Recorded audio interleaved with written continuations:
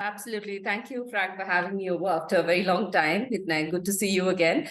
So regarding this particular case of BYJUs, it's absolutely I know it's very disappointing to see that BYJUs has come down in valuation so much, and this whole downfall that has happened maybe suddenly to the viewers outside, but it has been over a period of time that he's been seeing this kind of downfall. So I think it reflects a lot on the regulatory ecosystem as well, from the government side as well as from the the private regulatory framework. I think which needs to be more robust in India, because the kind of the environment that we're seeing for startups, it's very encouraging on one side because we have this whole unicorn system and we have this entire the ecosystem which is promoting startups and unicorns. But as Nagarajan just mentioned, but not to discourage the growth of startups, but at the same time keeping in mind the checks and balances, like you said, that needs to be in place for startups, especially in terms of the governance of the board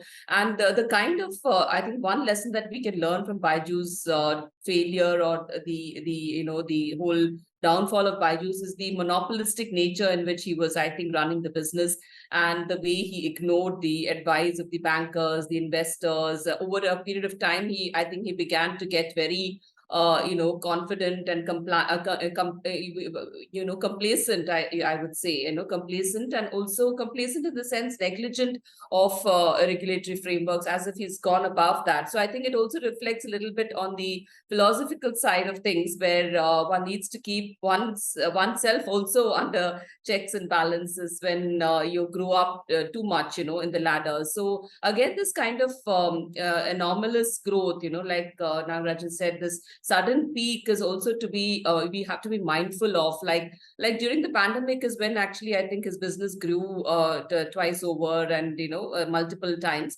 But then the V-shaped recovery was again something which is reflective of the pandemic times, when everything went down and then suddenly there was a spurt in business for every other sector in the world. So I think so I think he kind of got confident with that kind of growth, but at the same time it reflects on the entire the way in which you govern a startup. So I think governance of startups needs to be reflected upon by the policymakers, the regulatory frameworks, the private sector, as well as the public sector, and the ministry is as well, Ministry of Commerce, and all of them should actually learn a lesson from BYJUs, and how we can actually have a regulatory framework which does not interfere with the growth and the running of the startups, but at the same time keeps those checks and balances in place. So I think it's not just BYJUs. There have also been big conglomerates also which have seen downfalls in the past, and we have seen the government coming in, in their aid when they were in distress. So I think this reflects a bit on the private sector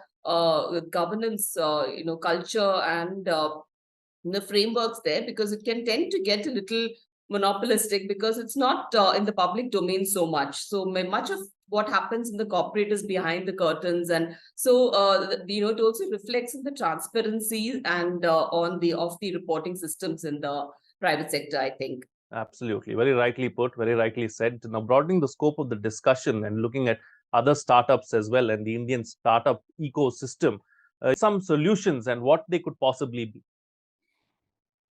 No, absolutely. So, the thing that we could learn from BYJU's, whatever failure, if you want to call it, is actually that he didn't plan for the bust, right? He planned for only for the growth, and he didn't plan for the downfall. So I think that's one thing that startups would need to be cautious about, that, it's just not going to be growth and peaking all the time. It's also going to be a time when you'll have to come down in the growth curve. So how do you plan for that, those low times? I think that is one in terms of the business strategy, as Nagarajan was mentioning.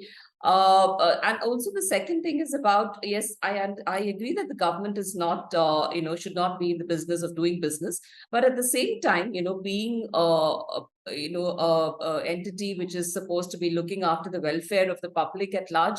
When we look at the number of layoffs, there are almost 2,500 youngsters who've been laid off by BYJU's very heartlessly. So I think that's where, again, when you talk about the startup policies, it's encouraging to see that all. States have their own startup policies, but somewhere if there's a buffer that's created, some kind of protection for layoffs by startups, and making the startup owners also accountable for these layoffs, and maybe creating some kind of a buffer fund for your low times, and also looking at employee protection. I think that's important because founders and owners would definitely have a huge reserve to rely on and to come back in new avatars. But what about the number of layoffs and the number of young people who actually invest their dreams in growing unicorns? So I think that's something that we need to be mindful of, and so that they are not discouraged by the entire the startup ecosystem, because that's something that's very promising in India. MSMEs and startups, and this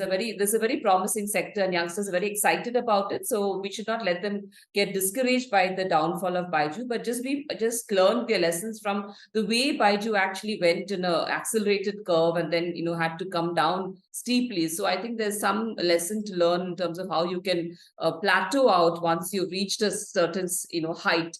So what are the kind of business strategies that we need to adopt to be at that kind of level and an even keel? I think that's something that we can learn from the BYJU's downfall. And also about edtechs, I think edtechs also need some kind of regulation in the space. I would differ a bit from Nagarajan.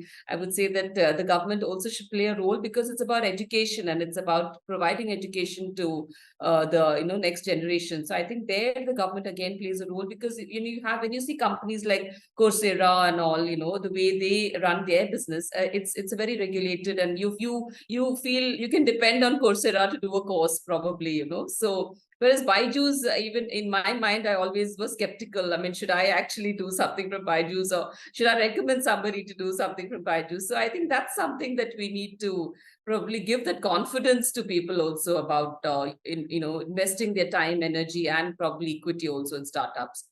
Vinita Hariharan, please close the show for us with your concluding remarks. Yeah, absolutely. So I think focus business strategies for startups, not to spread their eggs in too many baskets, and also look at how we can protect employees from layoffs. I think these are three things. And also when you grow, you also need to exercise caution and plan for a rainy day, looking at the examples of BYJUs, and also, larger setups like Cafe Coffee Day, which had a huge downfall and cost the life of the entrepreneur itself. So I think we need to also look at those case studies.